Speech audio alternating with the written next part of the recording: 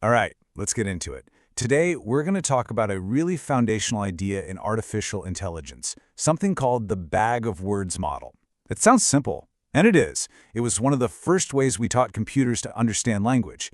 But, as we're about to find out, that simplicity, well, that's also its biggest problem. Okay, let's start with the little puzzle that really gets to the heart of this. Take a look at these two sentences. The dog chased the cat, and the cat chased the dog. Now, for you and me, the difference is night and day, right? The entire meaning flips. But for a long time, an AI would look at these two sentences and see the exact same thing. Why? Well, figuring that out is what this is all about. So, the culprit behind all that confusion is a technique called the bag of words model. It was a huge first step in getting machines to handle text. And you know what? The name is actually the perfect description of what it does. So what exactly is this thing? The bag of words model, or BOW, basically treats a piece of text like, well, a bag full of words. It throws out all the grammar, it totally ignores the sentence structure, and it has zero concept of word order. The only things it pays attention to are which words are in the bag and how many times each one shows up. The best way to think about it is, literally, imagine you have a sentence, and you just empty all the words into a shopping bag. Then you just dump them out and count what you've got. One dog, one chased, one cat. That's it. The flow of the sentence, the relationships between the words, poof, gone. Okay, so you're probably already starting to see where this whole thing falls apart. The first, and maybe the most glaring issue, is what we call the word order problem. And we're right back at our puzzle from the beginning. In that first sentence, the dog's the one doing the chasing. In the second, it's the cat. The entire story flips. But for a bag of words model, the bag for both sentences is identical. It contains the exact same set of words. The dog chased cat. There is absolutely no way for it to tell these two very different situations apart. And look, this isn't just some tiny little quirk, right? This is a huge deal. When you ignore the syntax, you miss the entire story. The model has no idea who did what to whom. It makes it completely useless for anything complex, like trying to translate a sentence or even just summarize an article. Because in those tasks, the structure of the language is everything. All right, so that's problem number one. But the next one, well, it goes even deeper.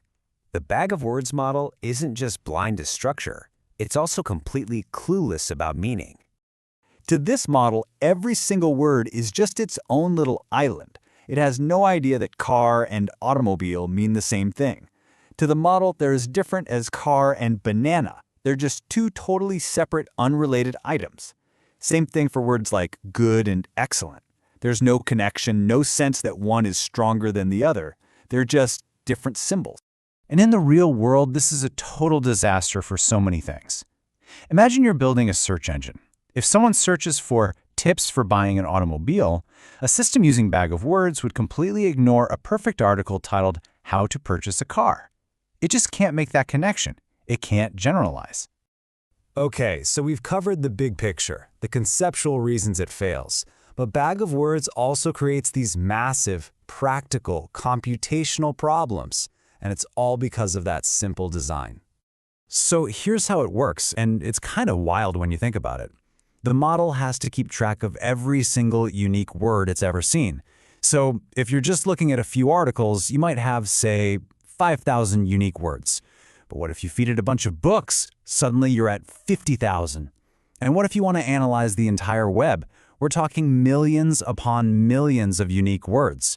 Your model becomes unbelievably huge.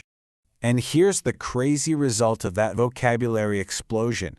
Any single document, like an article or a web page, is only going to use a tiny, tiny fraction of all those millions of possible words. So the way the computer represents that document is with a giant list that is almost entirely filled with zeros. We're talking over 99% empty space. This is a big deal, and it's called sparsity. And believe me, this isn't just some nerdy technical detail. This sparsity is a killer. It makes training the models incredibly slow, it eats up a ton of computer memory and storage, and it can even cause the AI to make bad predictions.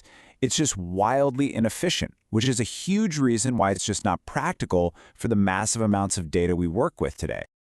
All right, this last one, this might be the biggest problem of all. It's the one that feels the most, well, human. And it all comes down to one word: context. The bag of words model has zero understanding of it. Just take the word bank. So simple, right? But if I say, I need to go to the money bank, you know I mean a financial building. If I say, let's have a picnic on the riverbank, you know I mean the side of a river. We get it instantly from the other words around it. Bag of words can't do that. It sees the word bank, and it's the exact same bank every single time, no matter what. And the fallout from this? It's huge.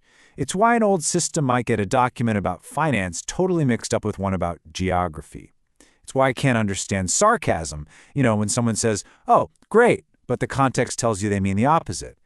And it's a complete non-starter for things like chatbots, where understanding the flow and context of a conversation is absolutely everything. Okay, so it seems like this whole bag of words thing is a total mess, right? It's got all these fatal flaws. So how do we fix it? Well, modern AI has come up with some pretty brilliant ways to tackle every single one of these problems. I mean, just look at this comparison. It really lays it all out. Modern techniques, like the ones used in models like BERT, are a quantum leap forward. Do they understand word order? Yep. Do they get that synonyms mean similar things? You bet. And the big one, are they built to understand context? Absolutely. They do all of this in a much smaller, denser, and way more efficient package, which lets them learn and generalize in ways bag of words could only dream of. So, after all that, are we just saying you should throw this idea in the trash? Well, not so fast. Bag of words is actually a fantastic teaching tool for understanding the basics. It's also great for creating a simple baseline. I mean, if your fancy new AI model can't even beat this super simple method, you know you've got a problem.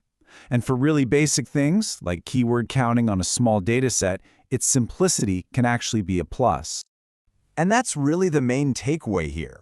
By understanding exactly why bag of words fails, by seeing its blind spots around order, meaning, and context, we can really appreciate just how sophisticated and powerful the AI language tools we use every single day have become.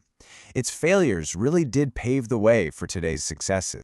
So that leaves us with one final, really big question to chew on. We've pretty much cracked the code on things like context and syntax, so what's the next frontier? What's the next giant hurdle we have to overcome to teach a machine to truly understand and use language the way a human does? Definitely something to think about. Thanks for joining me.